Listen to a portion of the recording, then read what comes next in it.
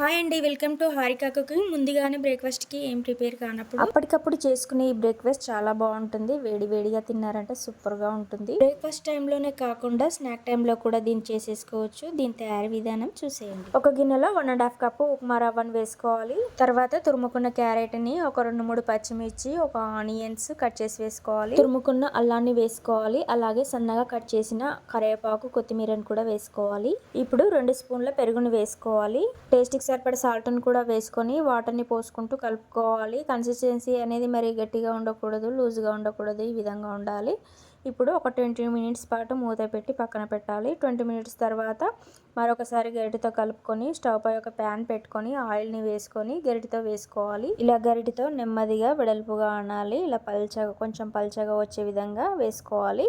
తర్వాత దీనిపై మూత పెట్టి లో ఫ్లేమ్ మీద ఒక 5 మినిట్స్ పాటు కాల్చుకోవాలి. లో ఫ్లేమ్లో పెట్టుకొని కాల్చుకుంటేనే లోపల మంచిగా ఉడికిపోయి పైనంగా క్రిస్పీగా ఉంటుంది. మరోవైపు కూడా 2-3 నిమిషాలు కాల్చుకుంటే సరిపోతుంది. అంతేనండి. ఈ టేస్టీ అయిన బ్రేక్ఫాస్ట్ని మీరు కూడా ఒకసారి ట్రై చేయండి. ఈ వీడియో కనుక మీకు నచ్చినట్లయితే సబ్స్క్రైబ్ చేసుకోండి.